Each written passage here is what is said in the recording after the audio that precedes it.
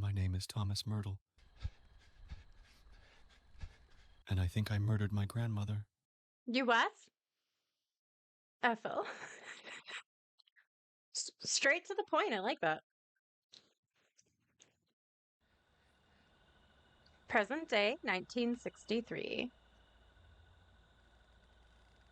All right. So welcome to Ethel, everyone. This was a suggestion in my YouTube comments. We are checking it out.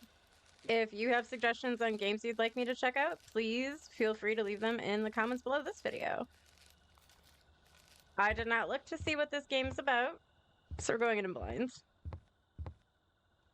I did see the woman on the front looks quite creepy.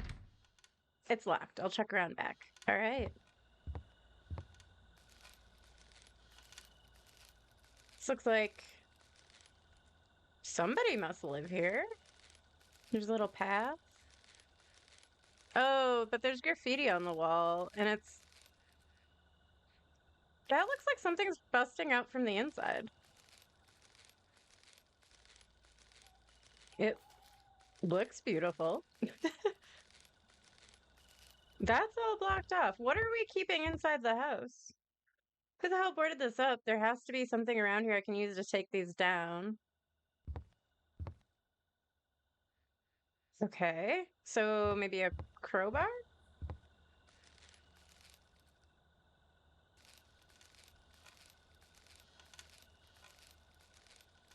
It's just a little windy. Maybe that's why that's rocking. Oh, an axe. Can I take that? Perfect. Is somebody inside?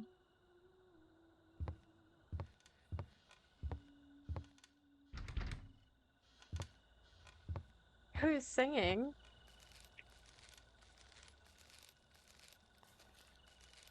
All right, let's bust in here.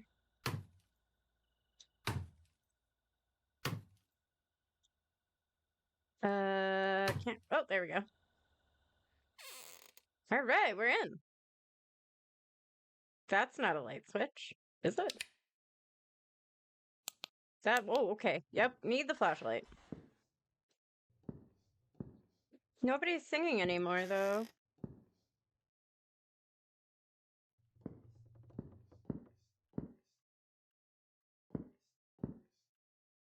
This place looks so old. Do we still have the axe for protection? Oh, okay. In a photo from years ago, my great-great-grandfather stands proudly beside his daughters, nieces, and nephews. A few years after completing the house he built with his two sons, I recall my grandmother mentioning that they all fell seriously ill shortly after its construction. Could it have been due to the materials used in the building? Asbestos. Oh, whoa. Well, that's not that creepy. We're okay. A picture of my grandmother's parents. This house was constructed by my great-grandfather. He built it from the ground up, utilizing his skill. He repurposed the old foundation that sits on the hill behind this one for storage and installed the power supply that currently serves the house. There's something engraved on the lock. Can I look at it? Oh, you can find me if you try, but I can't be seen with the naked eye. Oh god, it's a riddle. I can't be seen with the naked eye.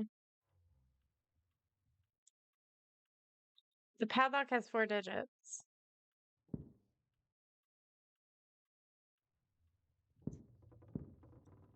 My great-great-grandfather, with his 2 sons and daughters, together with his sons, he constructed the luxurious house that once occupied this property, now reduced to just its foundation. It sits on the hill behind this house.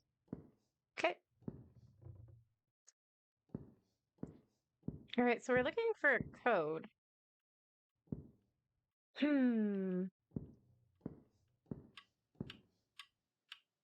Clock?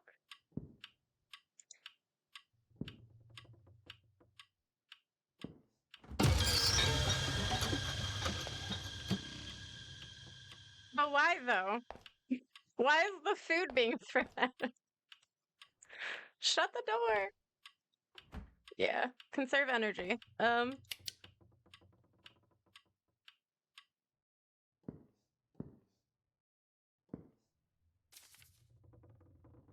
Oh, this is going to be a little bit hard to read.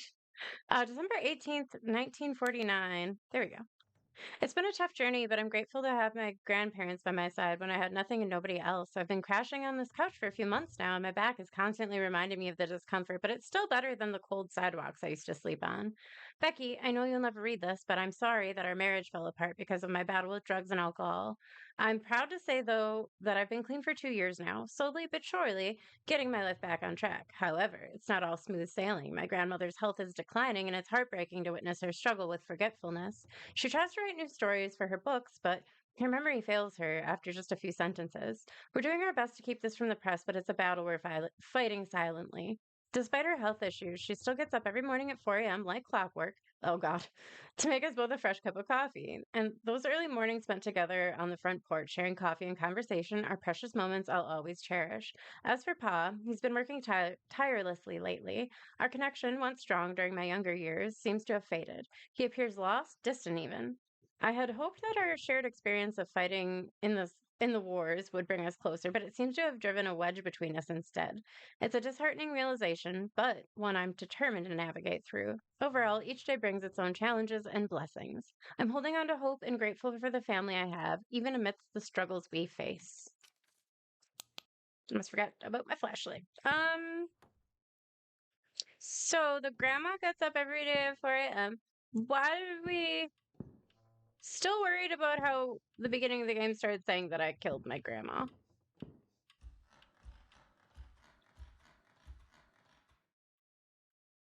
Is that a sawing noise or is that the stairs?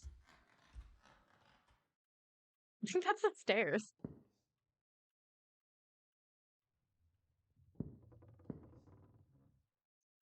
Why is the room downstairs padlocked anyway? Is my other question. None of the lights work.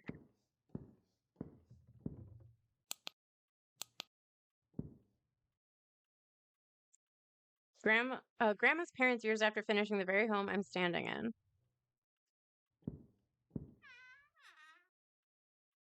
What's behind the curtain? Why did the drawers open so slowly? Who was in here? What do you mean? Oh. Well, I mean, isn't that weird to have a few refreshments in your bathroom? It's fine, right? Perfectly normal.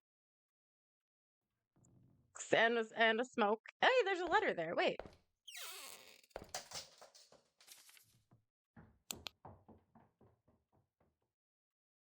Somebody's in the bathroom with us.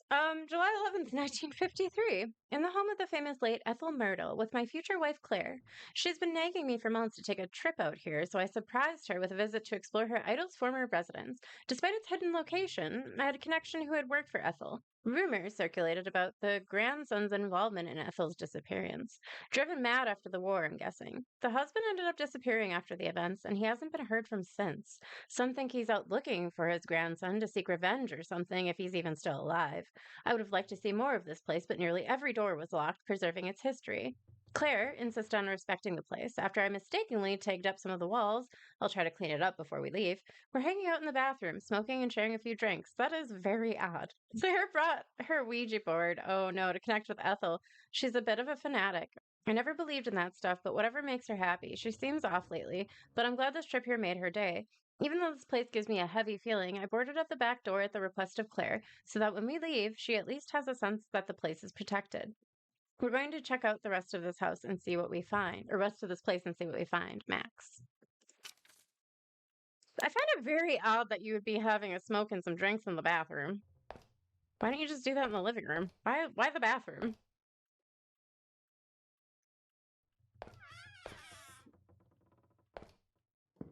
At least they didn't destroy the place. I'll keep looking. My great-great-uncle, along with his wife and their young daughter, pose in front of the ground house they inherited from his father. Standing stoically behind them is their loyal butler. This historic home stood long before this one, but its foundation still stands strong, as testament to generations past. That guy's face in the background. Locked? This is a painting that Pa did. Not quite sure what it's supposed to represent, but it's always given me the creeps. Yep. Where's the knocking coming from?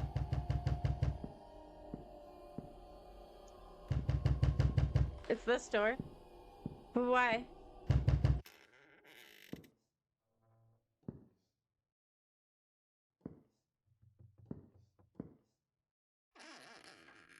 Wait, should I not shut the door behind me? Patek sleeping pill. Why did I take the sleeping pills? Am I gonna need the sleeping pills? Did I just eat the sleeping pills? Wait, what? There's a note. Wait. Journal entry, September 15th, 1949. 2 decades spent in this dump. Each creak of the wooden floorboards a reminder of the monotony that surrounds me. Our grandson's arrival, though celebrated by others, only amplifies the dull ache of boredom that has settled into the very bones of this place. The walls seem to close in on the routine of these isolated woods stifles any sense of excitement or purpose. In these moments, I find my mind wandering back to the days of war, a time when every heartbeat mattered and the thrill of the unknown eclipsed the mundane existence. The idea of returning to the battlefield with its chaos and danger seems almost preferable to the dreary routine of life in this homestead. In the midst of Ethel's illness, my truck's rhythmic purr and the art of painting become my lifeline, guiding me through the emptiness that surrounds me. The canvas becomes a sanctuary where unspoken thoughts find expression, locked away in a room only seen by my late mother. The keys to my peace rest with her. Perhaps it's the yearning for purpose, for a challenge that transcends the mundane. As I put pen to paper on this anniversary, the ink seems to carry the weight of unspoken desires. Props to the developers. The writing in this is actually pretty decent. We got clothes later. Is this a tape? What were they recording? Is that the key? This looks like the key to the foundation.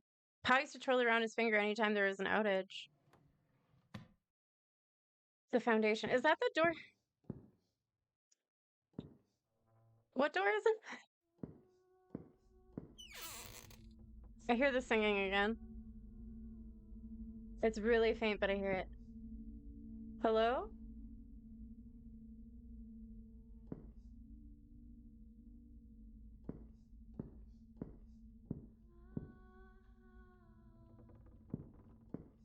Is she down the hallway? Is that not a key? I remember this being a picture of Grandma. Why is it gone now? That's still a picture of Grandma. Looks like Grandma on Halloween. Holding Grandma. My young grandmother stands between her two sisters beneath my great grandmother. Well, luckily that didn't get me too bad.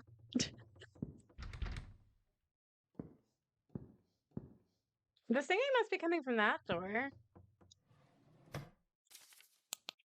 February 7th, 1951. This morning was unexpectedly turbulent. Grandma accused me of taking her pills and reverting to my old ways. It stung to hear those words, especially since I've been clean and proud of it. But I understand that her old age can sometimes play on her memory. I didn't touch those pills. They were probably left on the coffee table, forgotten. The confrontation left me feeling disheartened and misunderstood. However, Grandpa surprised me by offering to spend some quality time together later tonight. He suggested playing a few hands of poker and letting me vent about the situation. I'm sure he'll bring up his favorite 1914 story, the year he was drafted into the war. Crazy old man. Anyway, it was a welcome change from the tension with Grandma and a chance to connect with him, especially since we haven't spent much time together lately. He's always locked away in what he calls the art room, but I've yet to catch a glimpse of it. He's incredibly secretive, keeping everything under lock and key. The other day, I caught him painting the walls, but strangely, there was no paint left behind. Perhaps those paint fumes are starting to get to him. Anyway, I hope Grandma can find it in her heart to forgive me, even though I know I'm innocent. Being falsely accused by someone I love hurts deeply, but I'll try to maintain patience and understanding. Family is everything, even when they're mistaken. That's a pretty serious accusation, though, to accuse you of taking the drugs. But I think our character did say they had some sort of drug problem. So it looks like it's just these top rooms. I guess let's go back downstairs.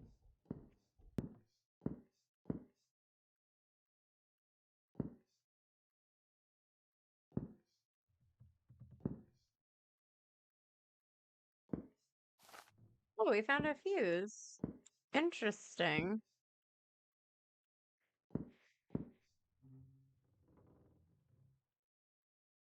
Okay, so we have a fuse and we have a key. Hmm.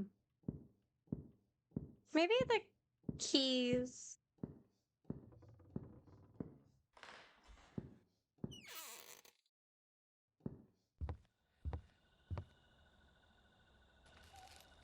Oh, there is a building.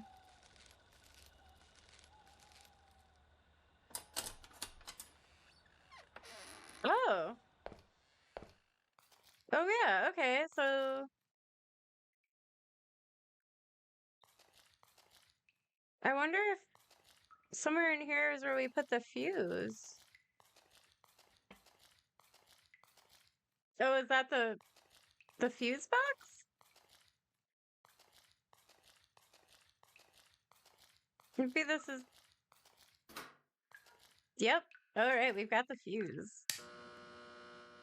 Is that all on then? We good to go? Are the lights on in the house now? Can I go back?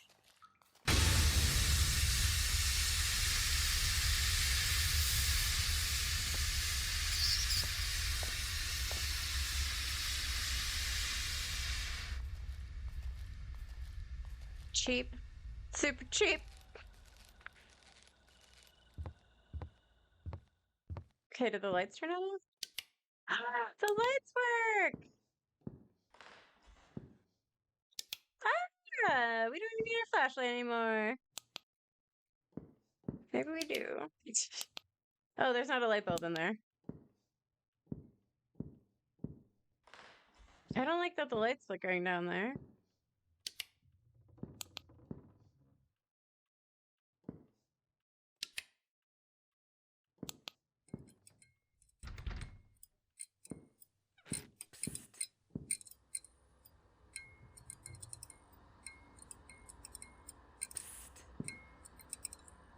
No. You too.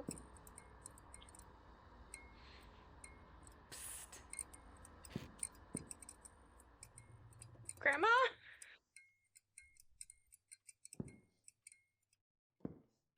I hate that. Oh, God. Oh, February 8th, 1951, to whom it may concern. My name is Thomas Myrtle, the grandson of Ethel and Arthur Myrtle. I have no recollection of last night's events, yet I fear I may have committed a grave act, awakening beside a pool of blood in my grandmother's room, with her nowhere to be found. Our senseless argument from yesterday morning seems to have spiraled out of control. I cannot bring myself to face my family, so I'm deciding to vanish. Pa, I never intended harm towards you or Grandma, and I wish you were here to have stopped me. Grandma, my love for you is immense, and I am deeply sorry for believing I had changed. You were right all along. So he did. Was he framed? Maybe his grandpa did it. I bet you his grandpa did it, because his grandpa seemed more upset about life than the kid did. Whispers from the art room. Ethel sat by the window, her gaze drifting past the falling snow to the door at the end of the hallway, the entrance to Arthur's sanctuary, his art room. It beckoned her like a forbidden realm, a place she had not dared to enter and could not in years. The art room held a mystique that both intrigued and perplexed Ethel. It was a space of secrets, a haven where Arthur retreated to unleash the depths of his creativity. But there was more to it than just painting. Ethel often wondered what mysteries lay hidden within its walls. She imagined shelves lined with jars of pigments and brushes, canvases stacked against one another like silent witnesses to Arthur's artistic journey. But what drew Arthur to his art room time and time again was not just the act of painting, but the solace it provided. It was a place where he could escape the demands of the world, where he could lose himself in the strokes of his brush and the swirls of color on his canvas.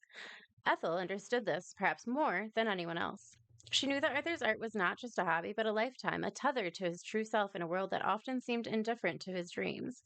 And as she sat by the window, watching the snow fall softly outside, Ethel couldn't help but wonder what secrets lay buried within the walls of the art room. She longed to unlock its mysteries, to understand the depths of Arthur's soul that he so willingly poured into his work. But for now, she could only wait and wonder, her heart heavy with the weight of unspoken truths. Why did Pa keep that room so secretive for anyway? I should look for the key. Should you? Oh, I think Grandma Grandma's whispering and stuff to us is, I think.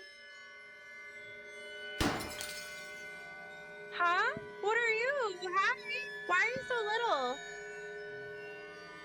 What is that? Sir? Is that a... I don't know what that is. Grandpa?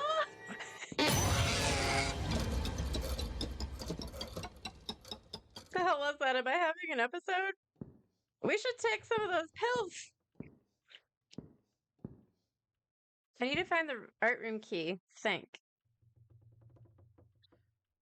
Art room key.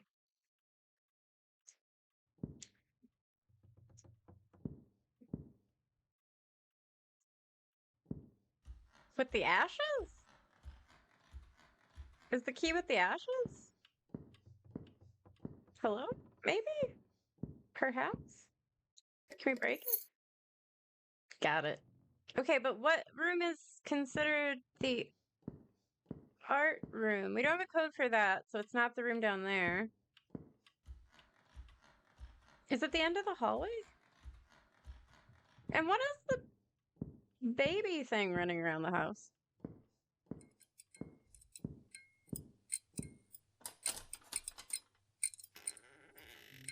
All right, well, we found the art room. That's not a good sign. He's got the American flag, though. America. Interesting. Interesting.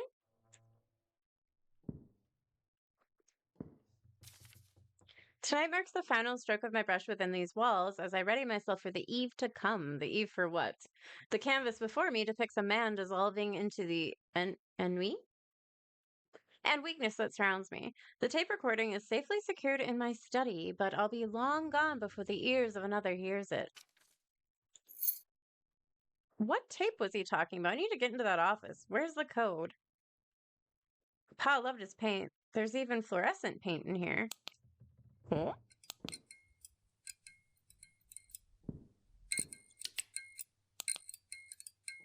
Fluorescent paint. Okay. So there must be paint painted on the wall somewhere with that code. I mean, Grandpa and Grandpa had to be ravers. If I was an old retired raver, where would I hide my UV lights? Because he used fluorescent paint. Oh, hang on. Wait. Crouch? Oh, wait. F? Oh. Okay. That was indeed the answer. It seemed like I could... Okay. Why'd it get so scary?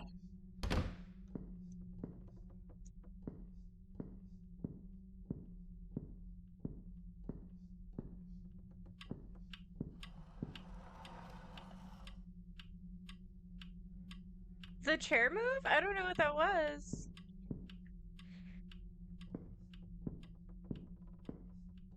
Okay, we have to look on the walls for the code, I guess?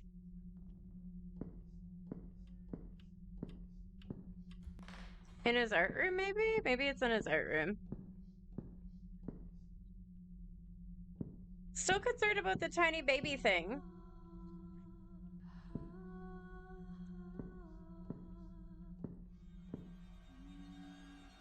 Oh, she's at the end of the hallway.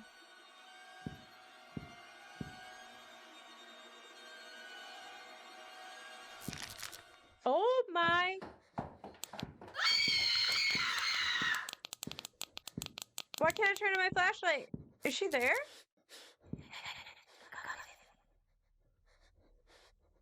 She's like, come with me? No, I'm not.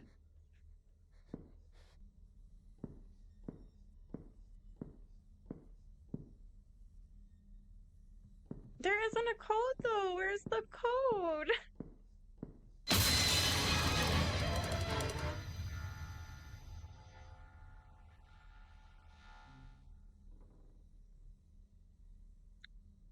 Gonna need a minute.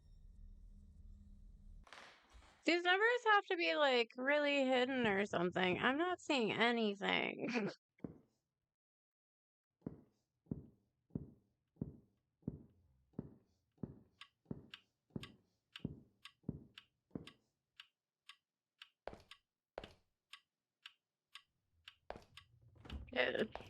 Would the number be in the fridge? No.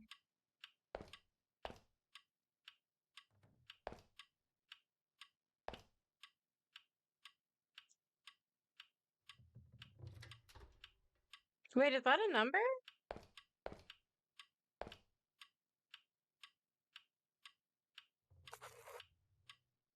One. That is one of the numbers. That's a number that is so faint. Are you kidding me? Oh, I'm never gonna find out.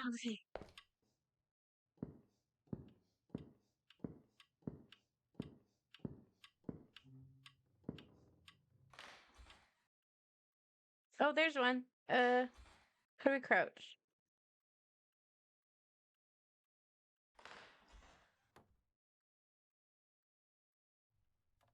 I see it. How do I get?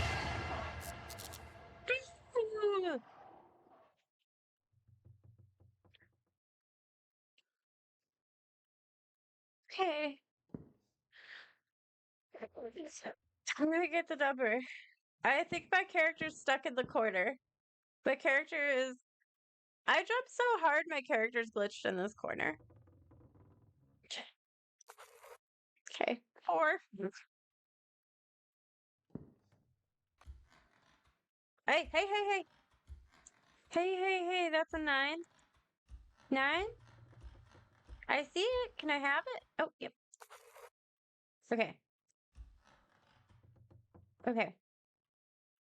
We need one more number.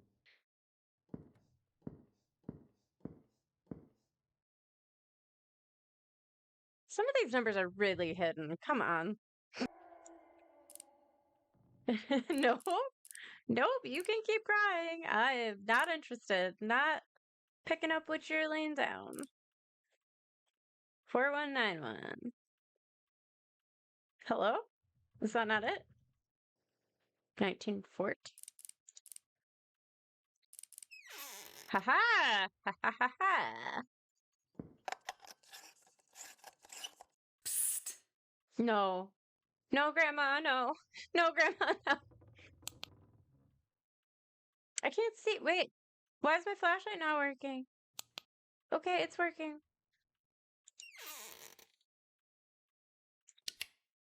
Oh, Jesus. I thought she was on the ceiling.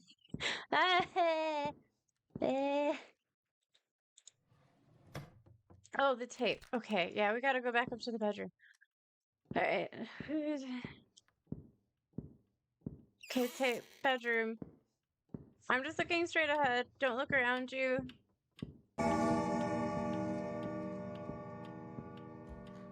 Mm-mm. Mm-mm. Why is she doing like a Naruto thing?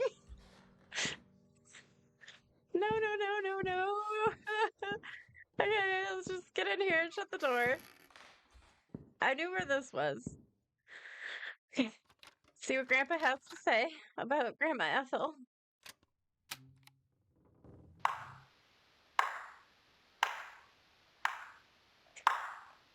Congratulations. You've stumbled upon my tape, where I'm certain I'll be 6 feet by now. Here's the truth.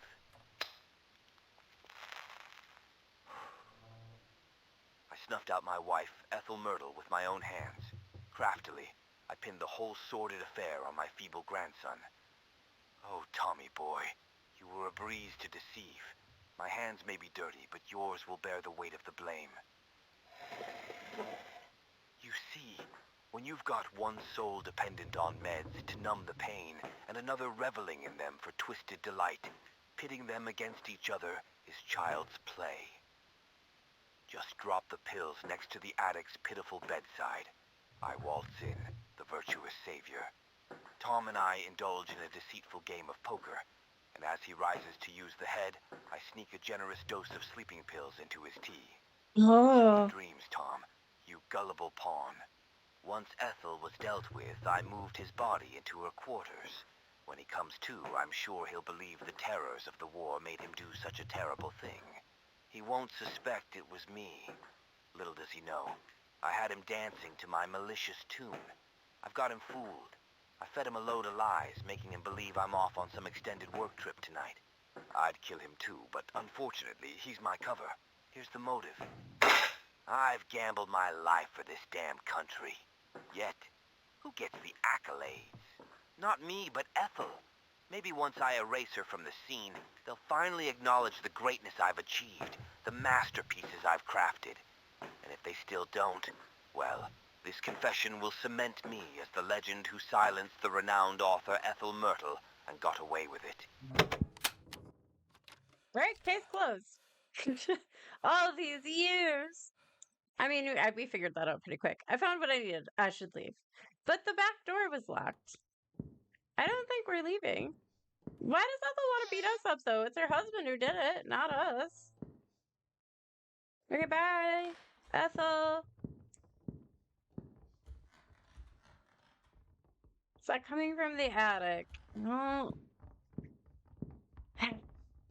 We're not making it out of here alive. This person has no self-preservation. Ethel? Ethel just threw a freaking volleyball at my head. This is some BS. I don't want...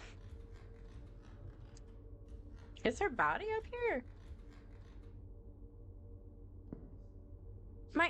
I still haven't had it answered for me what that little baby thing is either. Ethel?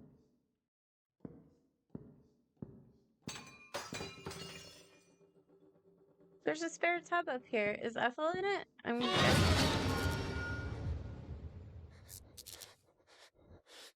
Hey, the board! Okay. My dearest Max, it's hard to put into words the turmoil swirling within me. I need you to understand that my love for you was genuine, but the path I've chosen was driven by desperation. Losing my mother at a young age left a void only Ethel could fill. Her books became my refuge, guiding me through life's trials with their messages of hope and joy.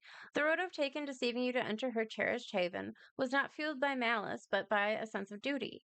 In this life, I find it hard to find a purpose. Even the prospect of motherhood could anchor me in purpose. Yes, Max, I'm 3 months pregnant. I owe Ethel everything. With this book of spells and your sacrifice, I'll protect the place. Oh god, she murdered him. I'll protect the place she once called home, and where those cherished books were born for all eternity. You once said you'd do anything for me, and I believed you, so I slipped poison into your drink, knowing you'd understand. You look so peaceful now in that bed, and I promise to protect your soul. You may rest well. Mine will remain here forever. Farewell, Max. Thank you for the chance, even if it means goodbye. Love always, Claire. There are a bunch of frickin' psychos in this place. I need to get the hell out of here. Oh yeah, look, there's a little body in there. Body! And a knife. Okay, yep.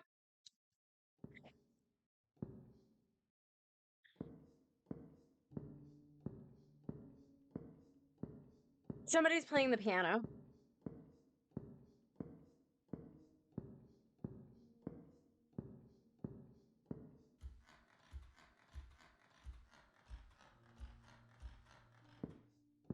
We're not getting out. The door was locked.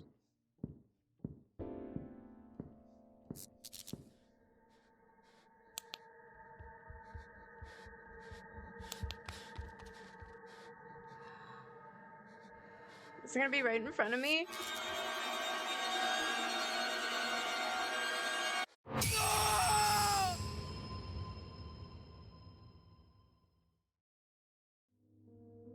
Bad ending. What did I do? Do wrong. Where? Guided by an unyielding curiosity, your journey led you to a rescue exploration that ultimately sealed your fate. Upon entering the attic, the symbolic Pandora's box was open, allowing Claire's meticulously crafted spell to surge forth. Now the consequence is absolute. Anyone stepping into the house is incontrovertibly bound by the intensified and... Okay, words. The truth remains veiled, and your name is forever tarnished by the... who succumbed to madness and tragically ended his grandmother's life. Ethel. I screwed up. I messed it all up. That was a pretty fun one. Let me know what you guys think of this game down in the comments below. And as always, if you have a suggestion for the next game we should play, let me know in the comments below. I will see you guys in the next video. Bye. Whoa.